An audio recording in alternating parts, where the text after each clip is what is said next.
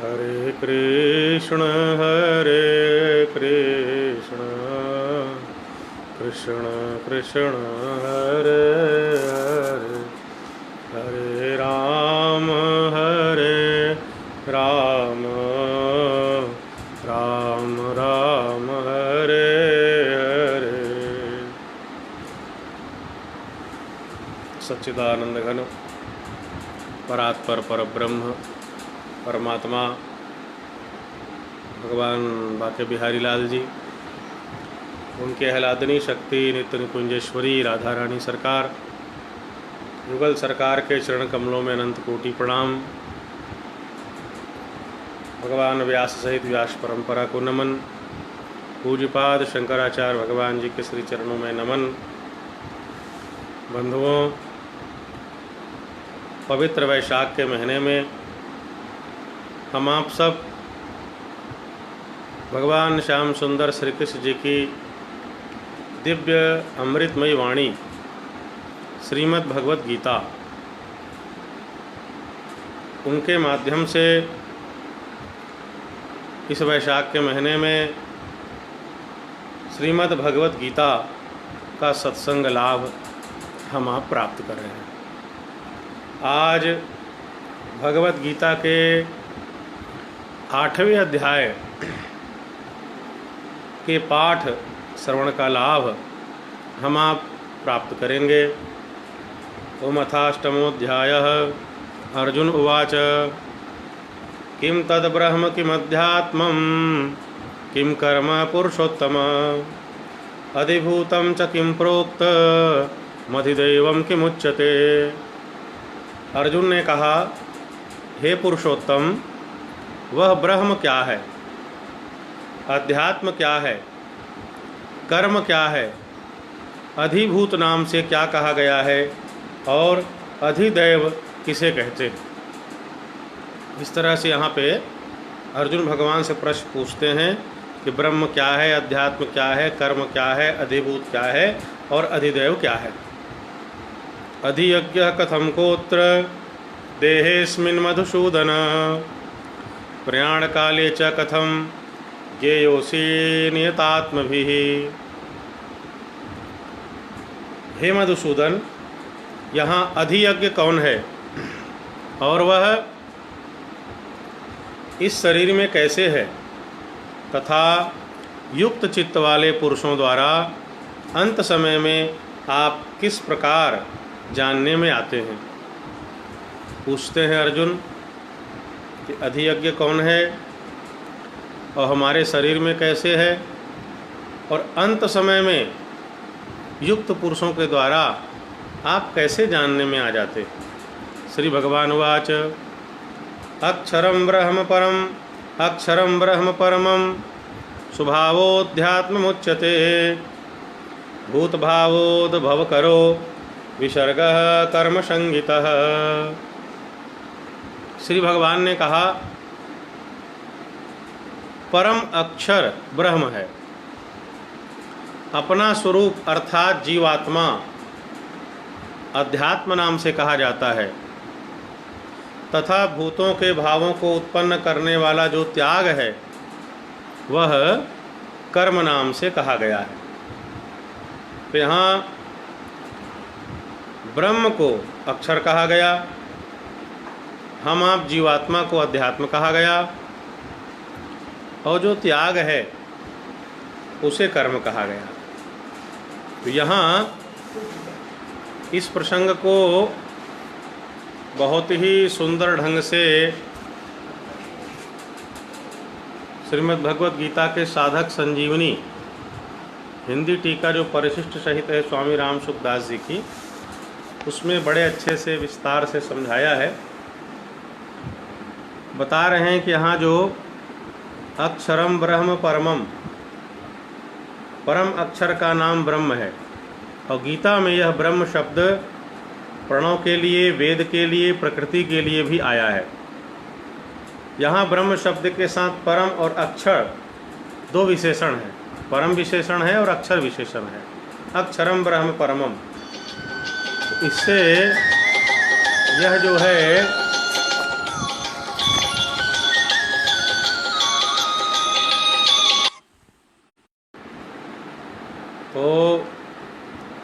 यहाँ जो अक्षरम ब्रह्म परमम, ब्रह्म के साथ अक्षर और परम विशेषण लगने से यह शब्द गीता में भले ही यह शब्द ओम के लिए, प्रकृति के लिए, प्रणव के लिए आया है, पर यहाँ परम और अक्षर विशेषण होने के कारण सच्चिदानंद घन अविनाशी निर्गुण निराकार परमात्मा का ही वाचक है यहाँ ब्रह्म शब्द। फिर स्वभावोध्यात्म उच्यते, यहाँ जो अध्यात्म शब्द आया है, अध्यात्म शब्द का एक अर्थ भगवत गीता में आत्मा किया गया है, दूसरा अध्यात्म का यहाँ भगवत गीता में ही दूसरा अर्थ हुआ है मार्ग के रूप में, कि अध्यात्म का मार्ग।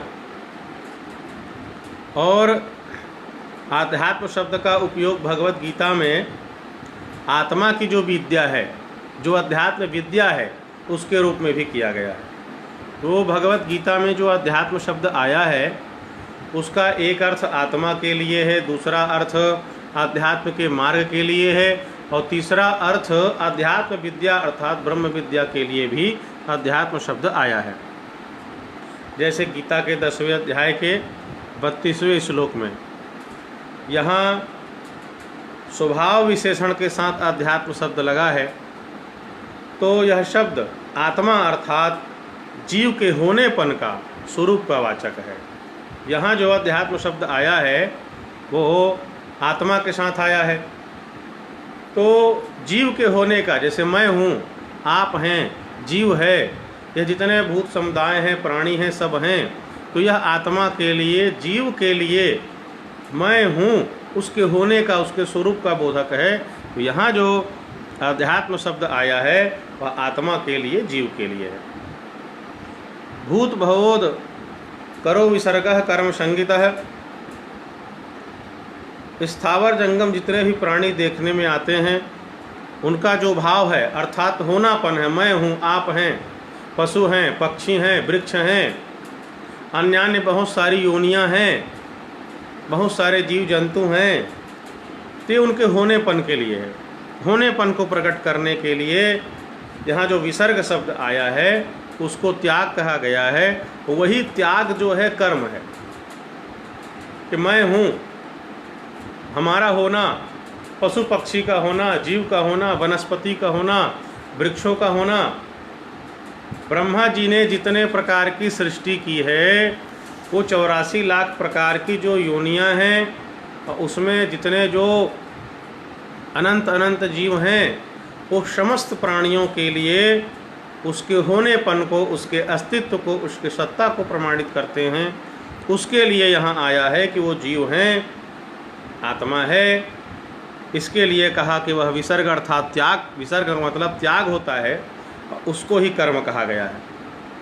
तो यह त्याग कर्म कैसे है, किस ढंग से है, इसको बड़ी सरलता से समझाया गया कि महाप्रलय के समय प्रकृति की अक्रिय अवस्था मानी जाती है।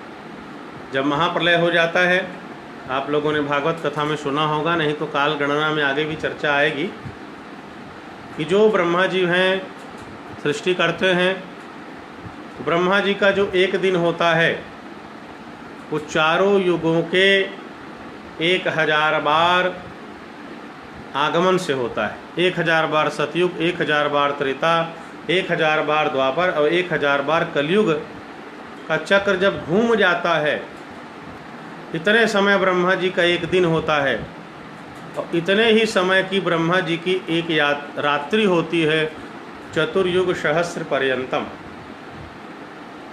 इस 1000 चतुर्युग की जो रात्रि होती है, जिसमें प्रलय होता है और महाप्रलय होता है, उसमें प्रकृति अक्रिय अवस्था मानी जाती है। उस समय कोई कार्य नहीं होता, कोई क्रियाएं नहीं होती हैं। और जब प्रलय के पश्चात महासर्ग होता है, जब ब्रह्मा सृष्टि करते हैं, प्रलय के बाद जब ब्रह्मा सृष्टि करते हैं, तब प्रकृति की सक्रिय अवस्था मानी जाती है। प्रलय में प्रकृति की निष्क्रिय अवस्था है। प्रलय के बाद जब महासर्ग होता है, सृष्टि होती है, तो वह प्रकृति की सक्रिय अवस्था है। और इस सक्रिय अवस्था का कारण है भगवान का संकल्प। भगवान संकल्प करते हैं कि मैं एक से बहुत हो जाऊं, एको अहम बहुश्याम। तो परमात्मा ये संकल्प करते हैं एक से बहुत हो जाऊं। उनका वह संकल्प ही महासर्ग का सृष्टि का कारण है। तब प्रकृति जो अक्रिय अवस्था है उससे सक्रिय अवस्था में प्रकृति आ जाती है। किसके कारण? भगवान के संकल्प के कारण कि एको अहम बहुश्याम, मैं एक से बहुत हो जाऊं। इसी संकल्प से सृष्टि की रचना होती है। तात्पर्य है कि महाप्रलय के समय अहंकार और संचित कर्मों के सहित प्राणी प्रकृति में लीन हो जाते हैं। जब महाप्रलय होता है तो जो ब्रह्मा जी की आयु है 100 वर्ष की, उसे द्विपरार्ध कहते हैं।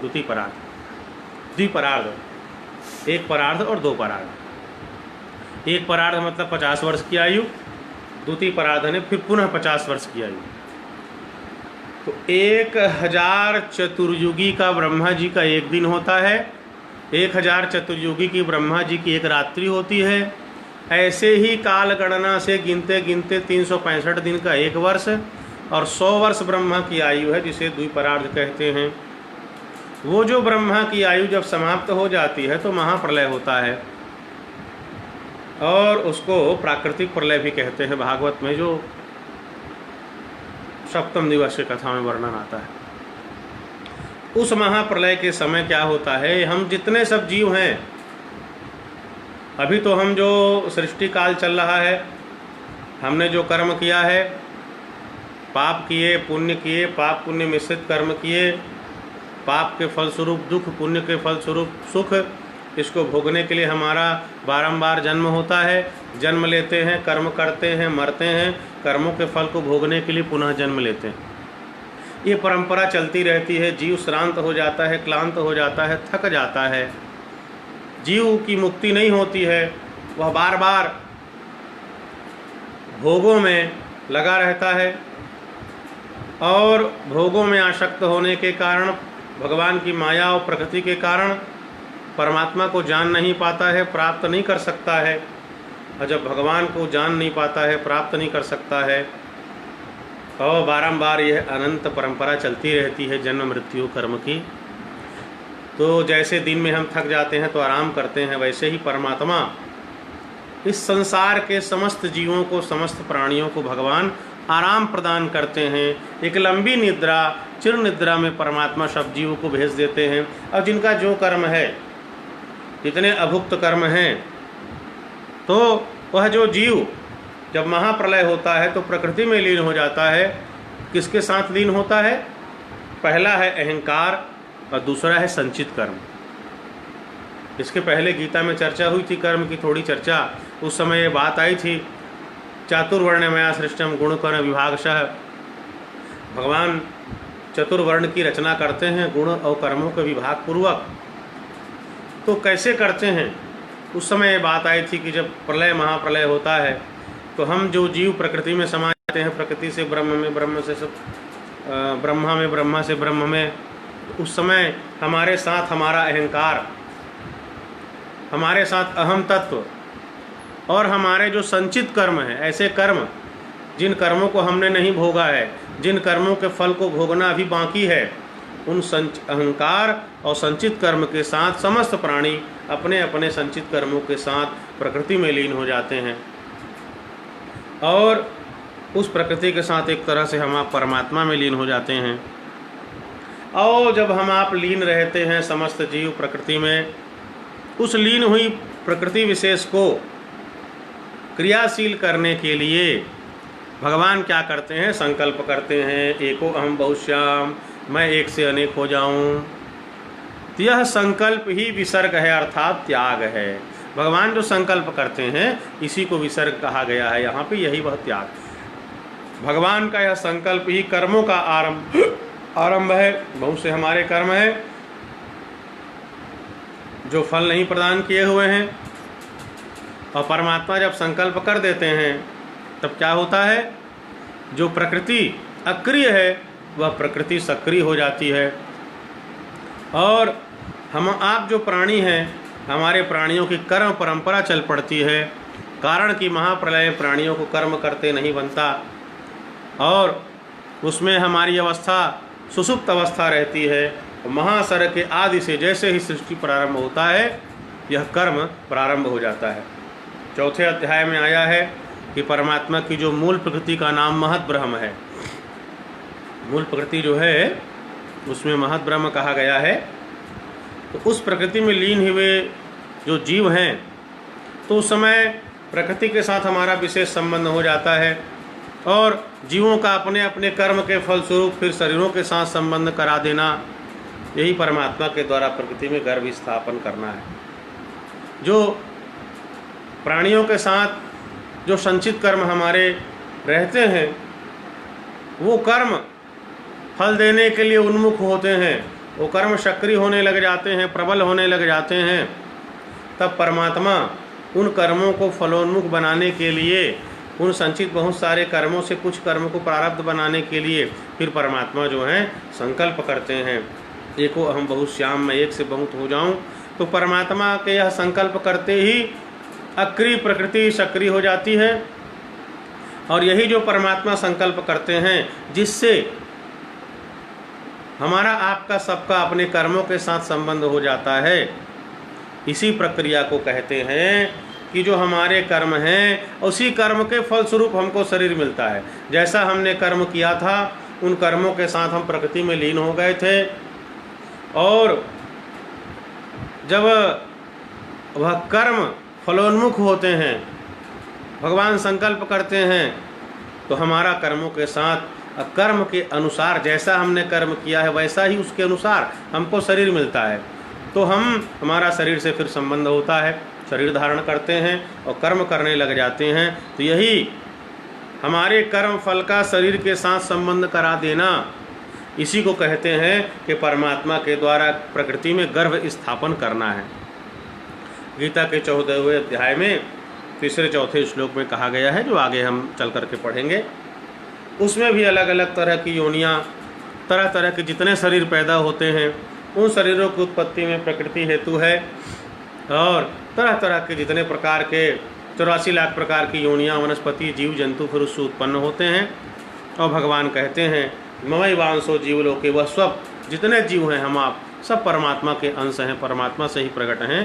तो भगवान ने भी कहा ममई वांसो जीवलोके, जो गीता के 15वें अध्याय के 7वें श्लोक में है। इस तरह से प्रकृति और पुरुष के अंश से संपूर्ण प्राणी उत्पन्न होते हैं। गीता के 13वें अध्याय के 26वें श्लोक में भगवान ने कहा कि जितने भी स्थावर जंगम जितने भी प्राणी उत्पन्न होते हैं वे सब क्षेत्र प्रकृति हैं। और क्षेत्र के कौन है? कहते हैं क्षेत्र के पुरुष अर्थात परमात्मा है। तो क्षेत्र प्रकृति और क्षेत्रज्ञ पुरुष परमात्मा, उनके संयोग से ही क्षेत्रज्ञ का विशेष संयोग अर्थात स्थूल शरीर धारण कराने के लिए भगवान का संकल्प रूप विशेष संबंध ही स्थावर जंगम प्राणियों के स्थूल शरीर पैदा करने का कारण है। अब यहाँ बता रहे हैं कि स्थावर जंगम जितने प्राणी हैं, वृक्ष है, पर्वत है, ये अन्यान्य योनियाँ हैं, ये सबके अंदर प्राण है। तो चैतन्य जीव भी हैं, कुछ जड़ रूप में कुछ लोगों का जन्म होता है, जैसे वृक्ष हैं जड़ योनि है, हम आप जीव अन्य जो जीव हैं चैतन्य योनियाँ हैं। तो इस तरह से स्थावर जंगम ये प्रकृति क्षेत्र है, परमात्मा क्षेत्रज्ञ हैं। तो प्रकृति क्षेत्र और परमात्मा क्षेत्रज्ञ के संयोग से हमारा आपका और जितने भी प्रकार के संसार में प्राणी हैं वो सब जन्म लेते हैं, सब के सब शरीर धारण करते हैं। हमने आपने मनुष्य का शरीर धारण किया, कोई पशु बना, कोई पक्षी बना, कोई कीड़ा बना, मकोड़ा बना, कोई जलचर बने, कोई थलचर बने, कोई नभचर बने, कोई वनस्पति बना। इस तरह से जितने भी सब शरीर धारण करते हैं, यह प्रकृति और पुरुष का विशेष संबंध कहा गया है। तो यहाँ यह बात बताना भी आवश्यक है कि जैसे सामान्य हमारे आपके स्त्री पुरुष के संयोग से संतान उत्पन्न होता है, वैसे यहाँ कोई संबंध संयोग की बात नहीं है। यहाँ क्षेत्र और क्षेत्रज्ञ प्रकृति और पुरुष का यहाँ जो संबंध कहा गया है वहाँ परमात्मा का संकल्प करना ही संबंध है। एको अहम बहुश्याम, भगवान ने संकल्प किया कि मैं अकेला हूँ, अब मैं एक से अनेक हो जाऊँ, एक से बहुत हो जाऊँ। तो भगवान का यह संकल्प करना ही कि मैं एक से अनेक हो जाऊँ, वो ही यहाँ से कहा गया है कि यही प्रकृति पुरुष का संयोग है और यही पुरुष के द्वारा प्रकृति में गर्भाधान है। संयोग है क्या? परमात्मा का संकल्प करना, एको अहम बहुश्याम। और यही समस्त जीवों के शरीर धारण करने का यही कारण है, जो सब प्रकृति के में सब जीव फिर शरीर धारण कर लेते हैं। और यह परमात्मा का जो संकल्प होता है, इसमें उसमें परमात्मा का, भगवान का कोई अभिमान नहीं है। प्रत्युत हम जो जीव के जन्म जन्मांतर के कर्म हैं, कर्मों के संस्कार हैं, वे महाप्रलय के समय जब परिपक्व हो जाते हैं, फल देने के लिए उन्मुख हो जाते हैं, उद्यत हो जाते हैं, तब भगवान का संकल्प होता है। परमात्मा संकल्प करते हैं। कैसे? प्रलय के बाद जीव कैसे शरीर धारण करता है, इसको बड़ी सरलता से समझाया गया है कि जैसे वर्तमान जीवन में हम आप सब, दिन होता है, रात्रि होती है, दिन को कर्म करते हैं और रात में सो जाते हैं। तो कर्म करते करते थकावट होती है और कर्तृत्वाभिमान, फलाशक्ति और संचित कर्मों के ज्यों के त्यों रहते हुए भी प्राणियों को नींद आ जाती है। अभी दिन भर हम कार्य करते हैं, करते करते हमारा शरीर थक जाता है, हम आप थक जाते हैं, तो हमारा तो प्रारब्ध है ही जो हमें फल प्रदान करेगा।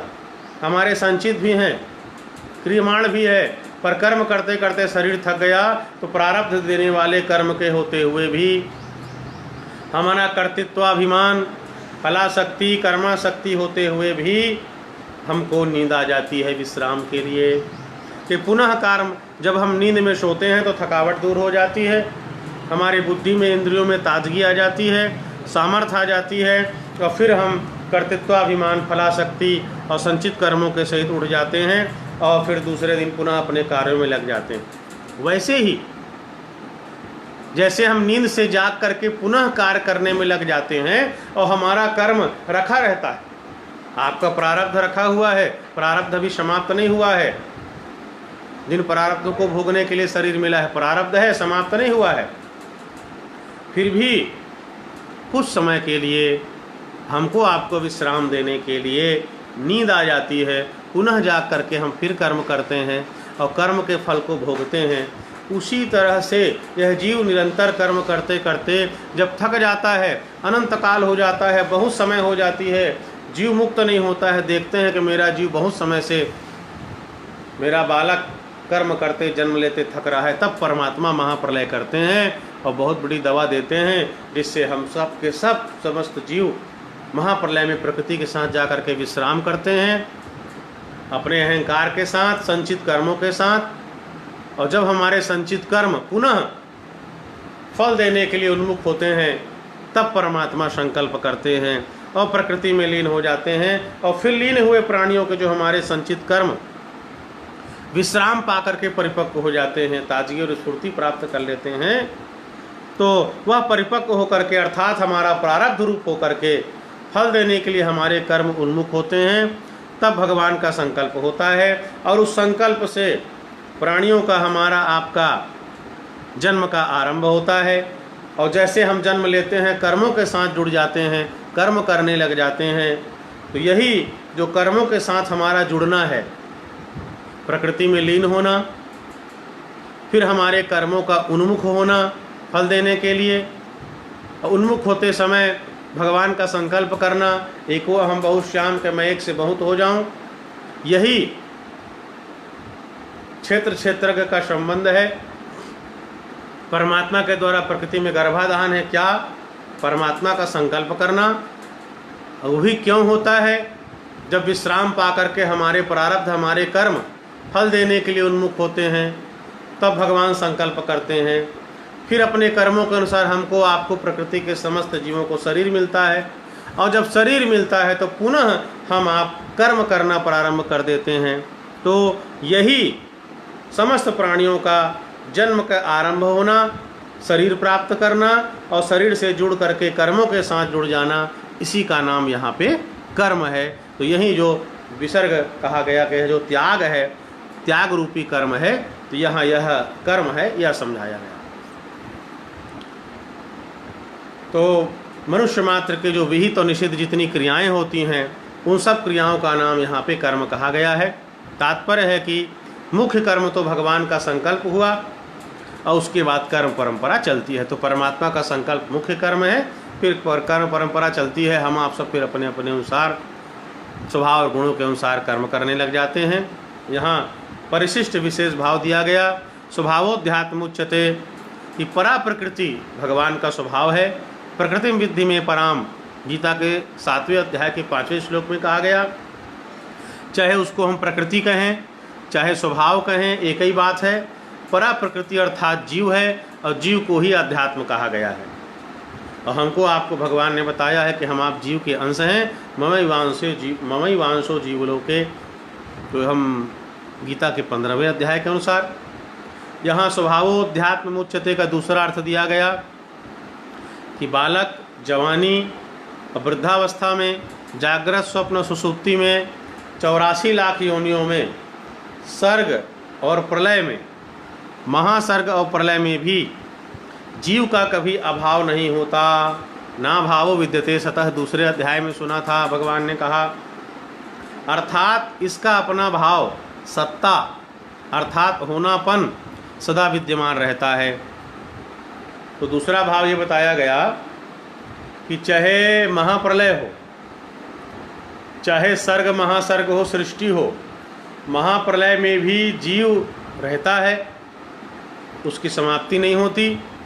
और सृष्टि में अभी आप हैं, अभी मैं हूँ, बहुत सारे जीव जंतु हैं, उनकी सत्ता आप देख रहे हैं, महसूस कर रहे हैं। चाहे पशु पक्षी हो, कीड़ा हो, मकोड़ा हो। आप भी कहते हैं भैया आपका नाम क्या है, तो कहेंगे मेरा नाम ये है, मैं ये हूँ। उपाधियाँ हम ले लेते हैं, ब्राह्मण, क्षत्रिय, वैश्य, अमुक पद, अमुक स्वरूप इत्यादि का। तो मैं हूँ, यह स्वरूप हमारा अभी सृष्टि, सर्ग महासर्ग में बना हुआ है, और महाप्रलय इत्यादि प्रकृति में भी बना रहता है। तो हमारा यह जो अपना भाव है, जो हमारी सत्ता है, जो हमारा होनापन है, यह भी एक अर्थ यहाँ पे स्वभावोध्यात्म उच्यते का एक अर्थ यहाँ पे ये है। एक अर्थ जीव, एक अर्थ हमारे होनेपन में, सत्ता के स्वरूप के रूप में है, भगवान के अंश के रूप में भी है। तो सृष्टि रचना रूप जो ये कर्म को, इसी को त्याग कहते हैं। इसको त्याग कहने का तात्पर्य है कि इसमें अपनी स्थिति का त्याग है। भगवान ने सृष्टि रचना रूप जो कर्म कहा, यहाँ स्थिति का त्याग कैसे हुआ? हम प्रलय में, प्रकृति में लीन हैं, प्रकृति अक्रिय अवस्था में है, उस समय ना प्रकृति कुछ कार्य कर रही है, ना हम कर रहे हैं। तो वो जो स्थिरता है, अक्रिय अवस्था है प्रकृति की, और प्रकृति में लीन जीवों की, और उसमें ब्रह्म भी विराजमान है। तो वो जो स्थिति है, अक्रिय अवस्था से सक्रिय अवस्था में आना, कर्म न करने की दशा से कर्म करने की, शरीर न होने की दशा से अपने अपने कर्म और प्रारब्ध को लेकर के पुनः शरीर प्राप्त करना, शरीर न होना और शरीर का प्राप्त करना, ये स्थिति बदल गई। अक्रिय अवस्था से सक्रिय अवस्था में आना, स्थिति बदल गई। कर्म न करने की दशा से कर्म करने की दशा में आना, यह जो स्थिति का त्याग है, कारण है कि तत्व स्थिर है, अचल है, और उस स्थिरता का त्याग ही कर्म है। यह भाव भी यहाँ प्रकट किया गया। भगवान का सृष्टि रचना रूप कर्म ही आदि कर्म है। भगवान जो ये सृष्टि करते हैं, सृष्टि रचना करते हैं, यही आदि कर्म है। और इसी से, परमात्मा के आदि कर्म से ही कर्मों की परंपरा चलती है। ये आदि कर्म परमात्मा के भगवत गीता में कई बार आया। चातुर्वर्ण्यम मया सृष्टम, भगवान वर्णों की सृष्टि करते हैं। 4थे अध्याय में, 9वें अध्याय में कहा गया कल्पादौ विसृजाम्य हम, और फिर कहा विसृजामि पुनः पुनः, अहम बीज प्रदः पिता। इस तरह से बार बार परमात्मा के कर्म को यहाँ बताया जा रहा है कि और इसी से कर्म की परंपरा चलती है। कर्म के यहाँ 3 प्रकार बताए गए। पहला है सृष्टि की रचना, दूसरा है क्रियात्मक, जो फलजनक नहीं होती। यहाँ कर्म तो होगा, क्रिया होगी, पर उसका कोई फल नहीं होगा। और तीसरा है पाप पुण्य शुभाशुभ कर्म, जो फलजनक होते हैं। तो इसमें जो भगवान की सृष्टि रचना रूपी कर्म है वह वास्तव में अकर्म है, क्योंकि भगवान ने भी कहा तस्य कर्तार मपि माम विद्य कर्तारमव्ययम। उस सृष्टि का कर्ता होने पर भी मुझ अव्यय परमेश्वर को तू अकर्ता ही जान। इस तरह से परमात्मा करता हुए भी अकर्ता है, क्योंकि कर्तृत्वाभिमान, कर्माशक्ति, फलाशक्ति है कुछ परमात्मा के अंदर नहीं है। परमात्मा सहज ही एको हम बहुश्याम, इस भाव से भगवान सृष्टि करते हैं और फिर एक से अनेक हो जाते हैं। यह क्रम चलता है। तो इस तरह से तीसरे श्लोक की 8वें अध्याय के तीसरे श्लोक की थोड़ी विस्तृत चर्चा, जीव कैसे शरीर ग्रहण करता है और परमात्मा किसको कौन सा शरीर कौन सा वर्ण प्रदान करते हैं, कौन विद्वान हो जाता है, कौन मूर्ख हो जाता है, कोई धनी हो जाता है, कोई गरीब हो जाता है, कोई सुंदर हो जाता है, कोई कुरूप हो जाता है। इस तरह से भिन्न भिन्न प्रकार के शरीर योनियाँ कैसी मिलती हैं, इसकी थोड़ी चर्चा हुई। आइए चौथे श्लोक की ओर। अधिभूतम क्षरो भावः पुरुषश्चाधिदैवतम अधियज्ञो हमेवात्र देहे देहभृतां वर। उत्पत्ति विनाश धर्म वाले सब पदार्थ अधिभूत हैं। जितने भी पदार्थ इस प्रकृति में हैं, जो उत्पन्न होता है और नष्ट हो जाता है, भगवान कहते हैं वो सब के सब अधिभूत हैं। हिरण्यमय पुरुष, हिरण्यमय पुरुष का अर्थ है कि जिनको शास्त्रों में सूत्रात्मा कहा गया, हिरण्य गर्भ कहा गया, प्रजापति कहा गया और ब्रह्मा कहा गया। अर्थात ब्रह्मा जो सृष्टि करते हैं, तो वह तात्पर्य हिरण्यमय पुरुष का मतलब ब्रह्मा ये है। चाहे हिरण्य गर्भ कहें, चाहे सूत्रात्मा कहें, चाहे प्रजापति कहें, ये इनका मतलब है। तो हिरण्यमय पुरुष अधिदेव हैं। और हे देहधारियों में श्रेष्ठ अर्जुन, इस शरीर में मैं वासुदेव ही अंतर्यामी रूप से अधियज्ञ हूँ। तो भगवान ने समझाया कि जो उत्पत्ति और विनाशशील है वो अधिभूत है, जो सृष्टि की रचना करते हैं वो ब्रह्मा अधिदेव है, और जो परमात्मा भगवान कृष्ण हमारे आपके सबके अंदर आत्मा रूप से विराजमान हैं, वो परमात्मा भगवान वो अधियज्ञ हैं। अंतकाले च मामेव स्मरन् मुक्त्वा कलेवरम यह प्रयाति स मद्भावम याति नास्त्यत्र संशयः। जो पुरुष अंतकाल में मुझको ही स्मरण करता हुआ शरीर को त्याग कर जाता है, वह मेरे साक्षात स्वरूप को प्राप्त होता है, इसमें कुछ भी संशय नहीं है। भगवान कहते हैं अर्जुन कि अंत समय में जब हमारे शरीर से हमारा प्राण छूटने लग जाता है, हम मरने लग जाते हैं, ऐसे अंत समय में जो भगवान को याद करता है, भगवान के मंगलमय नाम का स्मरण करता है, भगवान के मंगलमय स्वरूप का स्मरण करता है, तो वह व्यक्ति भगवान के धाम को और भगवान के स्वरूप को ही प्राप्त होता है। यदि कोई भगवान कृष्ण का ध्यान करता हुआ, भगवान कृष्ण का नाम लेता हुआ शरीर छोड़े, तो कृष्ण का स्वरूप प्राप्त होगा और भगवान श्री कृष्ण के मंगलमय धाम गोलोक धाम की प्राप्ति होगी। जो भगवान के मंगलमय राम जी के स्वरूप को ध्यान करता हुआ, राम जी का नाम लेता हुआ शरीर छोड़ेगा, तो राम जी के स्वरूप की प्राप्ति होगी, स्वरूप मुक्ति, और भगवान राम के धाम साकेत धाम की प्राप्ति होगी। जो जगन जननी माँ जगदम्बा, दुर्गा, राधा, सीता, इनके मंगल में स्वरूप दुर्गा मैया का नाम लेते ध्यान करते शरीर छोड़ेंगे, तो मणिद्वीप की प्राप्ति होगी और मंगल में दुर्गा जी के स्वरूप, उनकी सेविका मंगल में स्वरूप प्राप्त होगा। इस तरह से स्वरूप मुक्ति प्राप्त होती है जिन जिन देवी देवताओं का हम ध्यान करते शरीर छोड़ते हैं।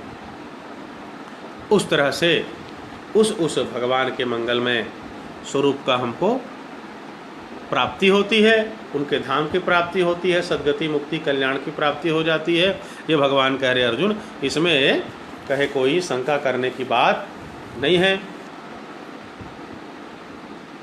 भागवत में भी कहा गया अंते नारायण स्मृति, कि उसने समस्त प्रकार के धर्मों का, सांख्य का, योग का फल प्राप्त कर लिया, एतावान सांख्य योगाभ्याम सुधर्मा परिनिष्ठया जन्म लाभा परः पुंसाम अंते नारायण स्मृति। उस व्यक्ति ने समस्त शास्त्रों का, धर्म का, योग का, सांख्य का फल पा लिया जिसने अंत समय में, मरते समय में भगवान श्री नारायण को याद कर लिया और नारायण नाम लेकर के शरीर का त्याग कर दिया। राम का नाम लेकर जो मर जाएंगे वो अमर नाम दुनिया में कर जाएंगे। जो भगवान का नाम लेकर के शरीर छोड़ता है वो समस्त सत्कर्म का फल पा लिया, भगवान के धाम को प्राप्त कर जाता है। इसीलिए भगवत गीता के भगवान की इस वाणी से हमको संदेश मिलता है कि बारंबार घर के समस्त कार्यों को करते हुए, अपने व्यापार को करते हुए भगवान के नाम लेने का अभ्यास हमको, आपको करना चाहिए। बाज़ार चाहे जा रहे हों, बाज़ार से आ रहे हों, अपने दुकान व्यावसायिक प्रतिष्ठान में बैठे हों, सीताराम सीताराम, राधे श्याम भगवान का नाम लेते जाइए और संसार के काम को भी करते जाइए और कुछ समय निकाल करके भगवान के मंगलमय स्वरूप का ध्यान करिए। क्योंकि जब हम भगवान के नाम लेने का अभ्यास नहीं करेंगे, भगवान के ध्यान करने का अभ्यास नहीं करेंगे, अचानक सोचे कि मरते समय भगवान की ध्यान हो जाए, नाम याद आ जाए, तो बड़ा कठिन है। क्योंकि जन्म जन्म मुनि जतन कराही अंतराम कही आवत नाई। बड़ा कठिन कार्य है। एक सेठ जी थे जो स्वामी वामदेव जी के शिष्य थे। उनका स्वास्थ्य खराब हो गया, बच्चों ने चिकित्सा कराई, ठीक नहीं हो रहे थे। सोचा अपने पिता के गुरुदेव को बुला दें, गुरु का दर्शन हो जाए, संत का दर्शन हो जाए। तो वामदेव जी महाराज को बुलवाया गया। वामदेव जी महाराज ने देखा, उनको देख के समझ गए कि अंतिम समय है। भगवान का चरणामृत, गंगा जल, तुलसी जल दिया गया, गुरुदेव का भी चरणामृत दिया गया। स्वामी वामदेव जी ने कहा, पुत्रों, अपने पिता के कान में जाके कहो कि पिताजी राम कहो। अब बेटा कहे विदाई की बेला है, शोक ना करो और जाके इनके कान में भगवान का नाम ले।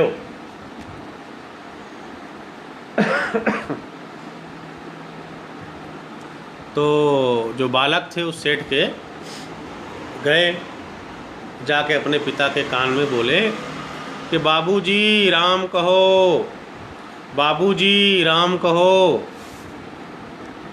तो सेठ के कान में बच्चों ने कहा कि बाबूजी राम कहो। तो सेठ जी ने कहा कि बेटा, जो तू कहता है वो कहते नहीं बनता।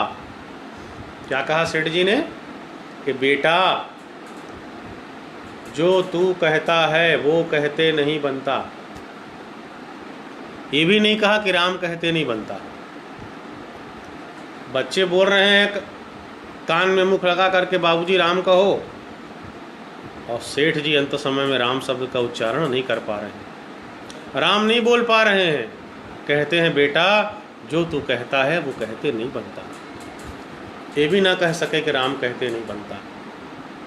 जन्म जन्म मुनि जतन कराही अंतराम कही आवत नाही।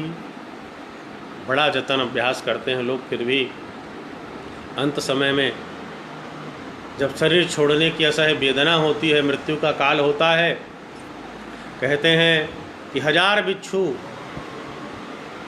एक साथ डंक मारे तो जितनी वेदना और पीड़ा होती है, उतनी वेदना और पीड़ा शरीर छोड़ने के समय होती है, ऐसा लोग कहते हैं।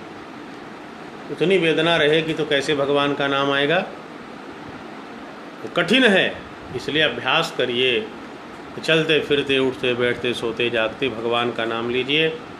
इसीलिए परम पूज्य पूर्वामनाय गोवर्धन मठ पूरी पीठाधीश्वर अनंत श्री विभूषित जगतगुरु शंकराचार्य पूज्यपाद स्वामी श्री निश्चलानंद सरस्वती जी महाभाग को कहते हैं, दिन में 5 बार 15-15 मिनट भगवान के नाम भजन का अभ्यास करिए। प्रातःकाल उठते हैं, बिस्तर से उठिए और सबसे पहले 15 मिनट भगवान का नाम लीजिए, भजन करिए। फिर स्नान के पश्चात पूजन के पश्चात पूजन समय, फिर दोपहर में लगभग 2 बजे, फिर सायंकालीन वेला में एक बार, और रात को सोने से पहले जब सैया में जाएं, घर संसार की चर्चा हो जाए, फिर जब आप सो रहे हैं, विश्राम को प्राप्त हो रहे हैं, तो 15 मिनट भगवान का नाम लेकर के भजन करके फिर सोइए। 5 बार अभ्यास करिए।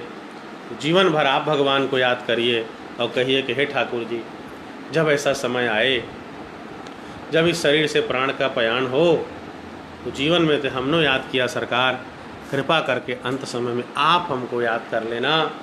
अब आपकी कृपा होगी तो हमारा काम बन जाएगा। तो जन्म जन्म मुनि जतन कराही, अंत राम कही। और भगवान की कृपा से अंत में मुख से राम का नाम निकल गया, अंत राम कही आवत नाही। और राम कह के जो संसार से चला जाता है, फिर लौट करके दोबारा संसार में नहीं आता। बोलिए लखन सिया रामचंद्र की, श्री द्वारिकाधीश भगवान की जय। इसलिए अभ्यास करें बारंबार भगवान के मंगलमय नाम का। आगे भगवान कहते हैं, यम यम वापि स्मरण भावम त्यजत्यन्ते कलेवरम तम तमेवैति कौन्तेय सदा तद्भाव भावितः। हे कुंती पुत्र अर्जुन, यह मनुष्य अंतकाल में जिस जिस भी भाव को स्मरण करता हुआ शरीर का त्याग करता है, उसको ही प्राप्त होता है, क्योंकि वह सदा उसी भाव से भावित रहता है। तो भगवान यहाँ बता रहे हैं कि मृत्यु के समय, शरीर छोड़ते समय जिस भाव से हम भावित रहेंगे, जिसकी हम याद करके शरीर छोड़ेंगे, वही भाव प्राप्त होगा। मरते समय यदि माँ, पत्नी, बहन, बेटी, इसका ध्यान के शरीर छूटेगा तो अगले जन्म में स्त्री बन जाएंगे। मरते समय, शरीर छोड़ते समय पिता, पुत्र, भाई, इसका ध्यान रहा, अगले जन्म में पुरुष बन जाएंगे। मरते समय यदि आपको अपने घर के पशु पक्षी की याद आ गई, पशु पक्षी बन जाएंगे। इसलिए कितना भी हमारा पुण्य पाप क्यों न हो, अगला शरीर कौन सा मिलेगा, यह अधिकतर यह तय होता है अंत समय हम जिस वस्तु पदार्थ का ध्यान करते शरीर छोड़ते। जैसे राजर्षि भरत, भागवत में आपने सुना है, राजर्षि भरत इतनी साधना किए, अंतःकरण शुद्ध हो गया, पवित्र हो गया, इतना ध्यान करते थे कि हृदय में भगवान का ध्यान होता था। वैधि पूजा से रागानुगा पूजा में पहुंच गए, पूजा पाठ के क्रिया को भूल गए। कभी चंदन लगा देते थे, बाद में स्नान कराते थे, कभी प्रसाद को खा लेते थे, भोग को भोग लग गया, और कभी फिर स्नान कराते, तो पूजा का क्रम भी भूल गए थे। वो इतनी भगवान के भक्ति और ध्यान में लीन हो गए थे। ऐसे पुण्यवान महान भक्त राजर्षि भरत अंत समय में मृगा का ध्यान करते उन्होंने शरीर छोड़ा, अगले जन्म में मृगा बनना पड़ा, इतना पुण्य बल होते हुए भी। तो इसलिए भगवान का यह जो संदेश है गीता में, उसके माध्यम से हमको आपको यही संदेश है कि बारंबार भगवान के मंगलमय नाम को लेने का अभ्यास करें, भगवान का नाम लेते रहें, भगवान के किसी मंगलमय स्वरूप का ध्यान करते रहें। ऐसा करेंगे तो निश्चित रूप से हमारा कल्याण होगा। तस्मात् सर्वेषु कालेषु मां नुस्मर्युध्य च मयि अर्पित मनोबुद्धिर मामे वैश्यस्य संशयम्। इसलिए हे अर्जुन, तू सब समय निरंतर मेरा स्मरण कर और युद्ध भी कर। इस प्रकार मुझ में अर्पण किए हुए मन बुद्धि से युक्त होकर तू निसंदेह मुझको ही प्राप्त होगा। भगवान कहते हैं कि हे अर्जुन, मेरा ही बारंबार ध्यान करते हुए युद्ध करो, ऐसा करके तो मुझको ही प्राप्त हो जाओगे। अभ्यास योग युक्तेन चेतसा नान्यगामिना परमं पुरुषं दिव्यं याति पार्थानुचिंतयन्। हे पार्थ, यह नियम है कि परमेश्वर के ध्यान के अभ्यास रूप योग से युक्त दूसरी ओर न जाने वाले चित्त से निरंतर चिंतन करता हुआ मनुष्य परम प्रकाश रूप दिव्य पुरुष अर्थात परमात्मा को, परमेश्वर को प्राप्त कर लेता है। भगवान ये बता रहे हैं कि जो निरंतर उनका ध्यान करता है और जिसका मन भटक करके संसार में नहीं जाता, वो भगवान को ही प्राप्त कर लेता है। कविम पुराण मनुशासितार मनोरणीया समनुस्मरेद्य सर्वस्य धातारमचिंत रूप मादित्य वर्णम तमशः परस्तात् जो पुरुष सर्वज्ञ, अनादि, सबके नियंता, नियंता का अर्थ है अंतर्यामी रूप से सब प्राणियों के शुभ अशुभ कर्म के अनुसार शासन करने वाला, सबके नियंता, सूक्ष्म से भी अति सूक्ष्म, सबके धारण पोषण करने वाले, अचिंत रूप, सूर्य के सदृश नित्य चेतन प्रकाश स्वरूप और अविद्या से अति परे शुद्ध सच्चिदानंद घन परमेश्वर का स्मरण करता है। प्रयाण काले मनसा चलेन भक्त्या युक्तो योग बलेन चैव भ्रुवोर्मध्ये प्रणमावेश्य सम्यक सतम परम पुरुषमुपैति दिव्यम। वह भक्ति युक्त पुरुष अंतकाल में भी योग बल से भ्रिकुटी के मध्य में प्राण को अच्छी प्रकार स्थापित करके फिर निश्चल मन से स्मरण करता हुआ उस दिव्य परम पुरुष परमात्मा को ही प्राप्त होता है। यदक्षरं वेद विदो वदन्ति विशन्ति यद्यतयो वीतरागाः यदिच्छन्तो ब्रह्मचर्यं चरन्ति तत्ते पदम संग्रहेण प्रवक्षे। वेद के जानने वाले विद्वान जिस सच्चिदानंद घन स्वरूप परम पद को अविनाशी कहते हैं, आसक्ति रहित यत्नशील सन्यासी महात्मा जन जिसमें प्रवेश करते हैं और जिस परम पद को चाहने वाले ब्रह्मचारी लोग ब्रह्मचर्य का आचरण करते हैं, उस परम पद को मैं तेरे लिए संक्षेप से कहूँगा। आगे भगवान परम पद को समझाएंगे।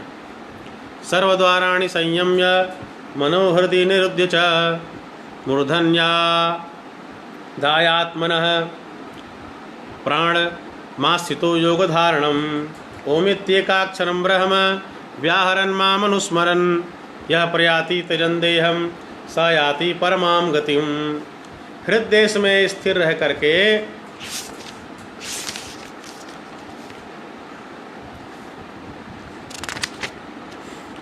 हृदय में स्थित करके फिर उस जीते हुए मन के द्वारा प्राण को मस्तक में स्थापित करके परमात्मा संबंधी योग धारणा में स्थित होकर के जो पुरुष ओम इस एक अक्षर रूप ब्रह्म को उच्चारण करता हुआ और उसके अर्थ स्वरूप मुझ निर्गुण ब्रह्म का चिंतन करता हुआ शरीर को त्याग कर जाता है, वह पुरुष परम गति को प्राप्त होता है। ये भगवान शरीर छोड़ने की प्रक्रिया, जो योग धारणा में स्थित होकर के जो योगी ओम का उच्चारण करके शरीर त्याग करता है, वो परमात्मा को प्राप्त हो जाता है। तो यहाँ ध्यान देने की बात यह है कि केवल ओम शब्द का उच्चारण केवल सन्यासी कर सकते, हम आप नहीं कर सकते। हम आप केवल ओम ओम ऐसा जप नहीं कर सकते, हम आप मंत्रों के साथ जप कर सकते हैं। और स्वतंत्र केवल ओम का जप दंडी सन्यासी ही करते हैं। अनन्य चेता सतम यो माम स्मरति नित्यशः तस्याहं सुलभः पार्थ नित्ययुक्तस्य योगिनः। हे अर्जुन, जो पुरुष मुझ में अनन्य चित्त होकर सदा ही निरंतर मुझ पुरुषोत्तम को स्मरण करता है, उस नित्य निरंतर मुझ में युक्त हुए योगी के लिए मैं सुलभ हूँ, अर्थात मुझे सहज ही प्राप्त हो जाता हूँ। भगवान कहते हैं जो अनन्य भाव से मेरा स्मरण चिंतन करता है तो मुझको सहज ही पा लेता है। माम उपेत्य पुनर्जन्म दुःखालयम शाश्वतम नाप्नुवन्ति महात्मानः संसिद्धम परमाम गताः। भगवान बता रहे हैं कि यह जो संसार है, परम सिद्धि को प्राप्त महात्मा जन मुझको प्राप्त होकर दुखों के घर एवं क्षणभंगुर पुनर्जन्म को नहीं प्राप्त होते। जो भगवान को प्राप्त कर लिया फिर दोबारा उसका जन्म नहीं होता है। ये संसार क्या है? दुःखालयम अशाश्वतम, ये क्षणभंगुर है और दुखों का घर है। तो जो परमात्मा को पा लेते हैं दोबारा दुखों के घर संसार में उनका जन्म नहीं होता। आ ब्रह्म भुवनाल्लोका पुनरावर्तिनोर्जुन मामुपेत्य तु कौन्तेय पुनर्जन्म न विद्यते। हे अर्जुन, ब्रह्मलोक पर्यंत सब लोग पुनरावर्ती हैं, परंतु हे कुंती पुत्र, मुझको प्राप्त होकर पुनर्जन्म नहीं होता, क्योंकि मैं कालातीत हूँ और ये सब ब्रह्मादि के लोक काल के द्वारा सीमित होने से अनित्य हैं। भगवान बता रहे हैं कि भूर्भुवः स्वः महः जनः तपः सत्य, ये जो ब्रह्मलोक है, सत्यलोक है, यहाँ तक के जितने लोक हैं पुनरावर्तिनो अर्जुन, यहाँ जाएंगे तो दोबारा हमारा आना धरती पर होगा, आने जाना वाला है, क्योंकि ये काल से सीमित हैं। और जो भगवान कृष्ण हैं उनका जो गोलोक धाम है, भगवान का जो धाम है वह कालातीत परमात्मा का धाम है, अविनाशी का धाम है। इसलिए भगवान के धाम जाने पर लौट करके जीव नहीं आता, और ब्रह्मलोक तक के जीव जाता है तो लौट करके आना पड़ता है। सहस्र युग पर्यंत महर्यद ब्रह्मणो विदुः रात्रिम युग सहस्रांताम तेहो रात्र विदो जनाः। ब्रह्मा का जो एक दिन है उसको 1000 चतुर्युग की अवधि वाला, रात्रि को भी 1000 चतुर्युग की अवधि वाला जो पुरुष तत्व से जानते हैं वे योगी जन काल के तत्व को जानने वाले हैं। तो अभी पूर्व में चर्चा करके बताया गया कि ब्रह्मा का एक दिन 1000 चतुर्युगी बीत जाती है उतने समय का होता है, और 1000 चतुर्युगी ब्रह्मा जी की रात होती है। ऐसा जो जानता है वही काल के तत्व को जानता है। अव्यक्ताद व्यक्तयः सर्वाः प्रभवन्त्यः रागमे रात्र्यागमे प्रलीयन्ते तत्रैवाव्यक्त संज्ञके। संपूर्ण चराचर भूतगण ब्रह्मा के दिन के प्रवेश काल में अव्यक्त से अर्थात ब्रह्मा के सूक्ष्म शरीर से उत्पन्न होते हैं, और ब्रह्मा की रात्रि के प्रवेश काल में उस अव्यक्त नामक ब्रह्मा के सूक्ष्म शरीर में ही लीन हो जाते हैं। अभी हमने प्रकृति और सृष्टि के क्रम में सुना ही है कि जब प्रलय होता है या जब ब्रह्मा की रात्रि होती है, चाहे नित्य प्रलय हो और चाहे नैमित्तिक प्रलय हो और चाहे प्राकृतिक प्रलय हो, तो इस तरह से जब प्रलय होता है ब्रह्मा की रात्रि में, तो ये जो जीव है वह जीव ब्रह्मा जी में समा जाता है, और जब ब्रह्मा जी के दिन होता है तब फिर यह जीव जो है पुनः फिर वो सृष्टि होती है और पुनः उत्पन्न हो जाता है। तो ब्रह्मा जी के शरीर से उत्पन्न होना और ब्रह्मा जी के शरीर में समा जाना, ये उनके दिन और रात्र में ऐसा होता है। भूतग्राम स एवायम भूत्वा भूत्वा प्रलीयते रात्र्यागमेव स पार्थ प्रभवत्यः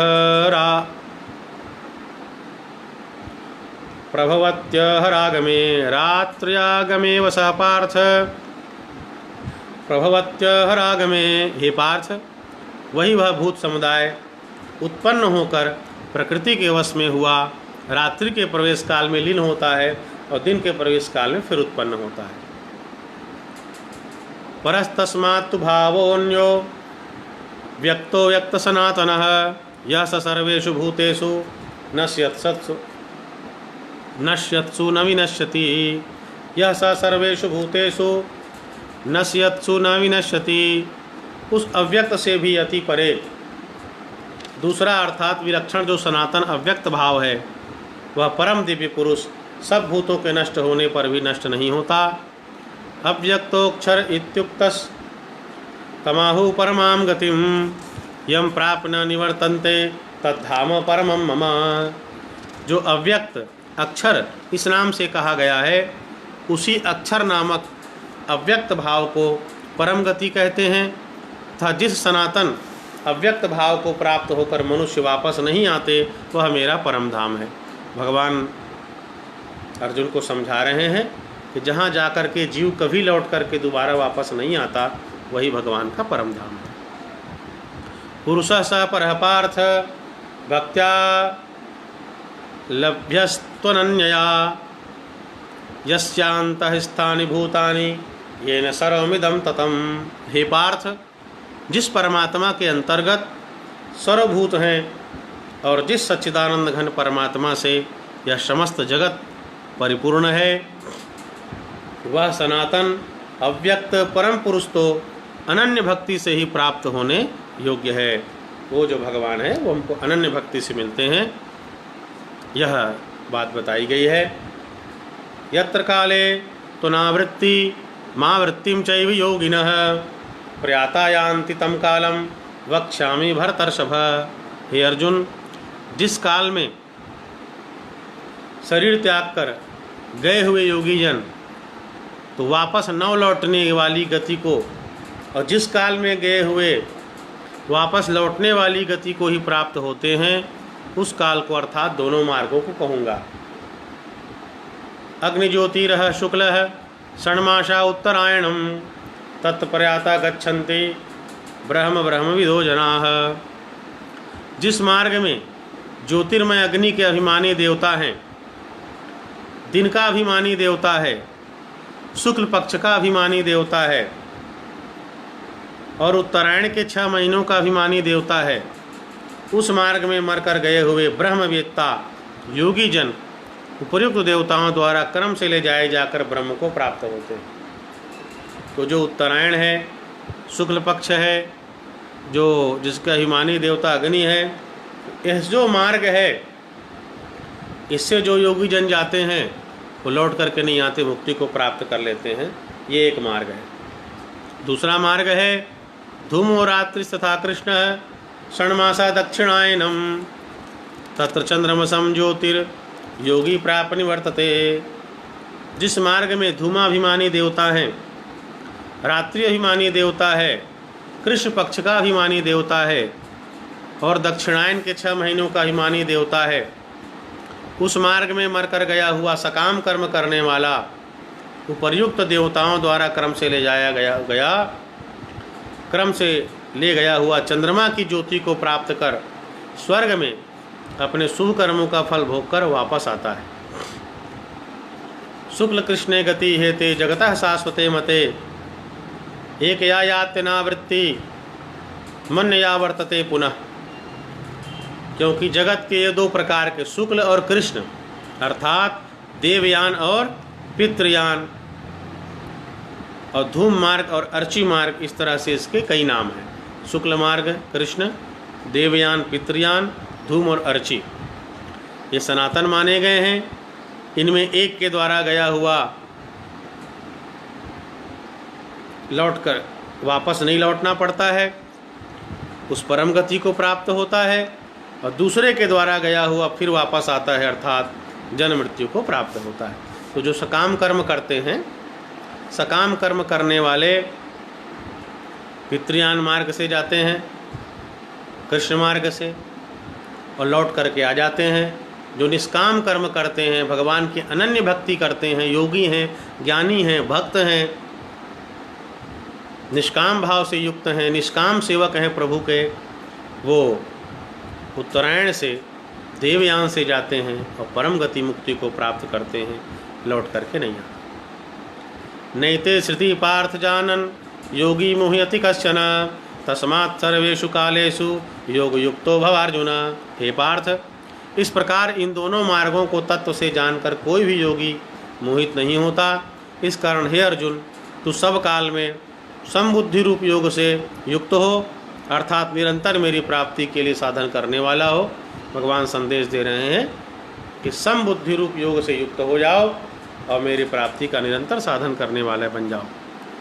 वेदेषु यज्ञेषु तपस्सु चैव दानेषु यत्पुण्यफलं प्रदिष्टम् अत्येति तत्सर्वमिदं विदित्वा योगी परम स्थानमुपैति चाद्यम्। अत्येति तत्सर्वमिदं विदित्वा योगी परम स्थानमुपैति चाद्यम्। योगी पुरुष इस रहस्य को तत्व से जानकर वेदों के पढ़ने में तथा यज्ञ तप और दानादि के करने में जो पुण्य फल कहा है, उन सब को निसंदेह उल्लंघन कर जाता है और सनातन परम पद को प्राप्त होता है। भगवान बता रहे हैं कि जो योगी पुरुष हैं वो इस सभी रहस्य को तत्व से जानते हैं और वेदों के द्वारा जो सकाम कर्म स्वर्ग इत्यादि के प्राप्ति के लिए होते हैं, उनसे ऊपर उठ करके वह भगवान के परम धाम में चला जाता है। ओम तत्सदिति श्रीमद्भगवद्गीतासु उपनिषत्सु ब्रह्म विद्यायां योगशास्त्रे श्री कृष्णार्जुन संवादे अक्षर ब्रह्म योगो नामाष्टमोध्यायः। इस तरह से अक्षर ब्रह्म नामक यह गीता के 8वें अध्याय का पाठ यहीं विश्राम को प्राप्त होता है। तो बंधुओं, पवित्र वैशाख के महीने में भगवान श्याम सुंदर श्री कृष्ण की मंगलमय दिव्य वाणी श्रीमद् भगवत गीता, उसके द्वारा हम आप सब सत्संग लाभ प्राप्त कर रहे हैं, अपने मनुष्य जीवन को धन्य करने का प्रयास कर रहे हैं। और यह बालक की बालवाणी है। जिम बालक कह तो तरी बाता, केवल एक समय को सार्थक करने का प्रयास है। लॉकडाउन का समय है, बहुत से लोग घर में हैं, क्या करें? तो जिनके मन में इच्छा हो, इस यंत्र और फेसबुक मोबाइल के द्वारा ये चर्चा हमारे आपके मध्य सत्संग हो रहा है, और यदि किसी एक को भी प्रसन्नता होती है, लाभ हो जाता है, तो ये श्रीमद् भगवद गीता की कृपा है, भगवान द्वारकाधीश श्याम सुंदर श्री कृष्ण की कृपा है, उनकी वाणी का चमत्कार और प्रभाव है। इस तरह से गीता के 8वें अध्याय का पाठ यहीं विश्राम को प्राप्त होता है, और सायंकालीन बेला में लगभग 5 सवा 5 बजे गीता के 9वें अध्याय के पाठ के लिए फिर हम आप सब फिर प्रस्तुत होंगे। बोलिए गीता माता की, श्री द्वारकाधीश भगवान की। हर हर महादेव। हरे कृष्ण कृष्ण कृष्ण हरे हरे, हरे राम राम राम हरे हरे, हरे कृष्ण कृष्ण कृष्ण हरे हरे। यह महामंत्र है। इसमें धर्म सम्राट स्वामी शेखरपात्री जी महाराज ने कहा था कि नाम के रूप में जब उसको लेना हो तो हरे कृष्ण पहले कहना चाहिए। बंधुओं, द्वारकाधीश भगवान की जय, गीता माता की जय।